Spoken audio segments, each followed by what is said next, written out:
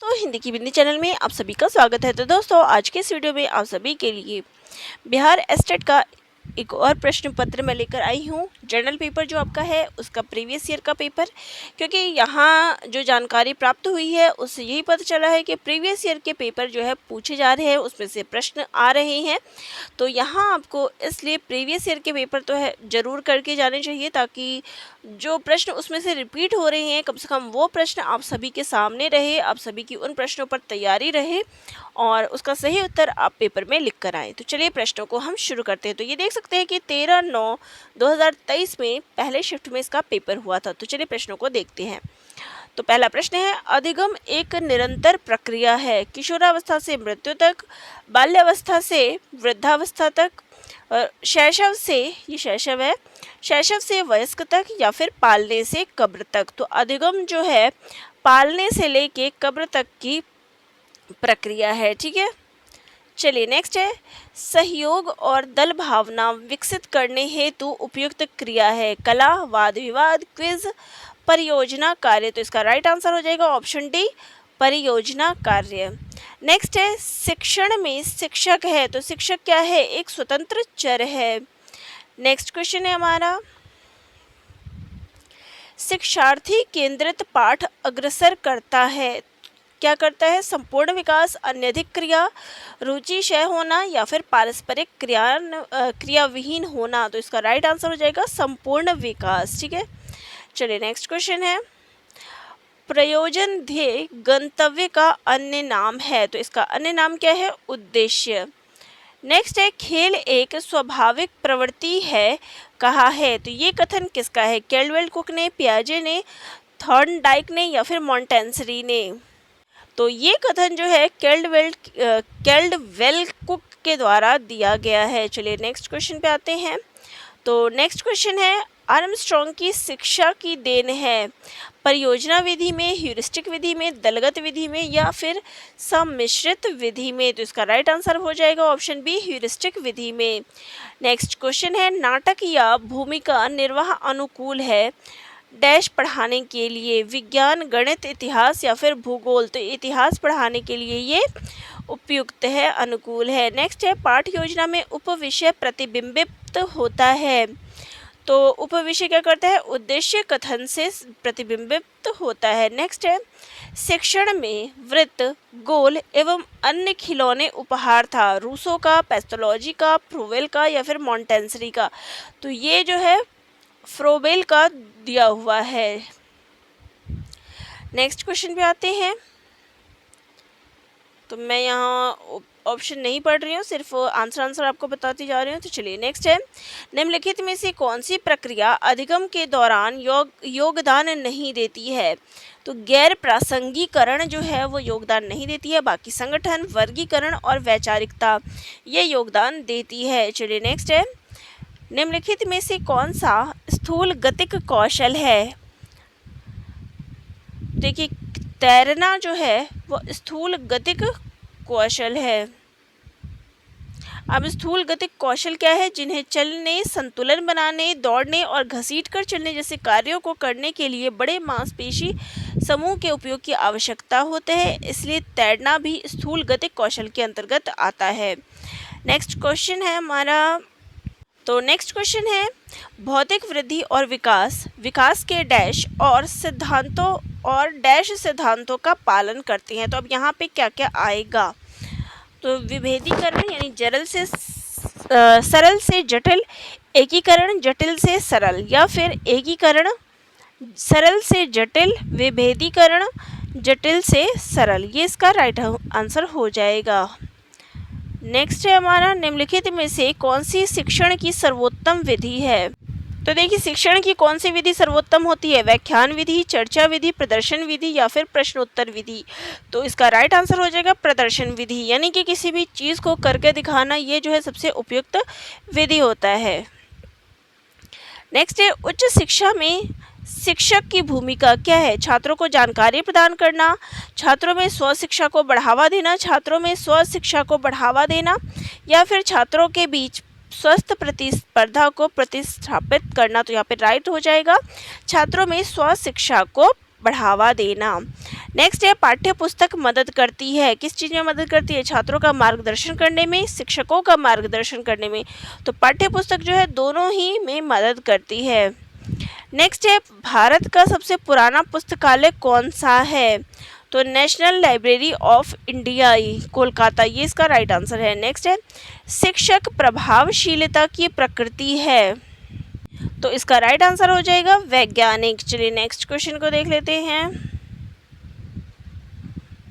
Next question है शिक्षक को मित्र, दार्शनिक और मार्गदर्शक वाक्यांश के द्वारा महिमा मंडित किया गया क्योंकि वह छात्रों को मानवता के उच्च मूल्यों से अवगत कराते हैं। नेक्स्ट है शिक्षण अधिगम प्रक्रिया में शिक्षक महत्वपूर्ण भूमिका निभाता है, तो किस चीज़ में भूमिका निभाता है? एक सहायक के रूप में।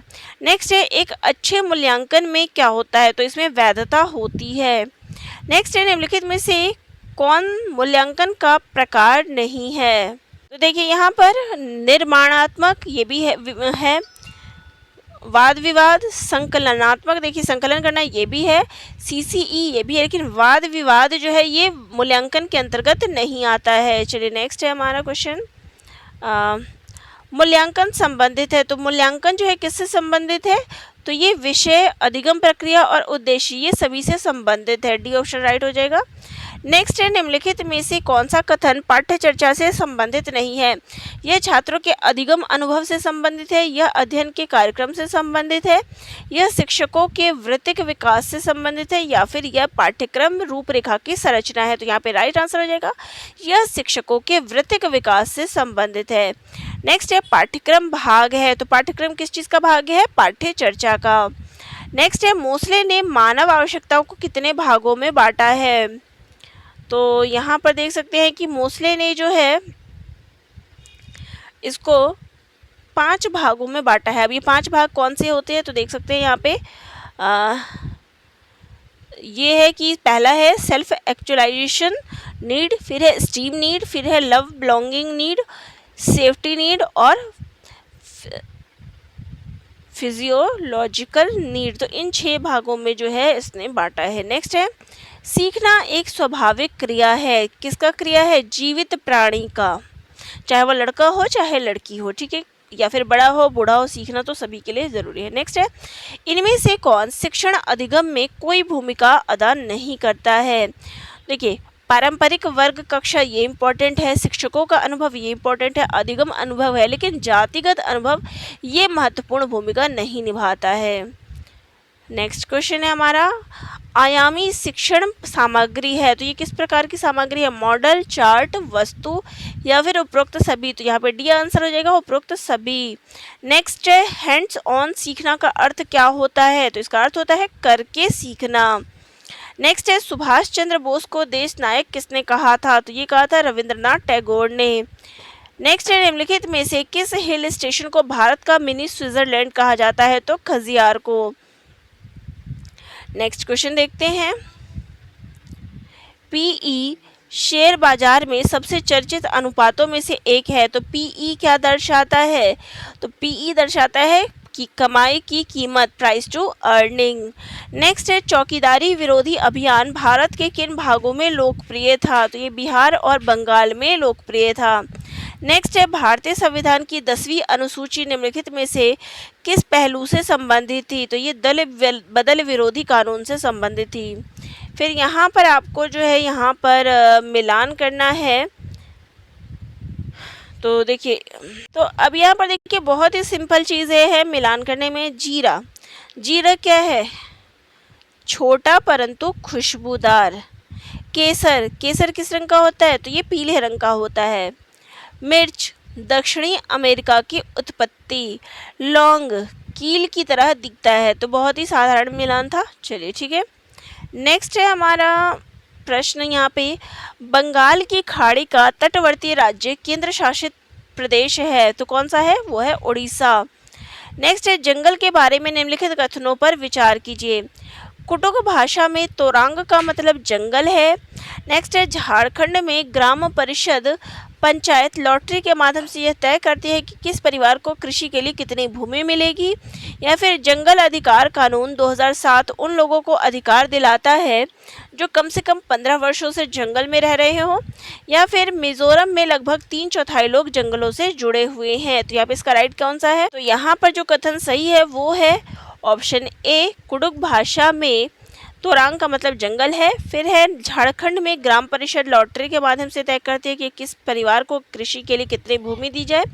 नेक्स्ट है मिजोरम में लगभग 3/4 लोग जंगल में रहते हैं। तो ये तीनों राइट हो जाएंगे, बाकी सी वाला ऑप्शन हमारा गलत है। ठीक है, नेक्स्ट क्वेश्चन पे आ जाते हैं। तो नेक्स्ट हमारा क्वेश्चन है 24 ग्राम ml घनत्व और 6 ml आयतन वाली वस्तु का द्रव्यमान होगा।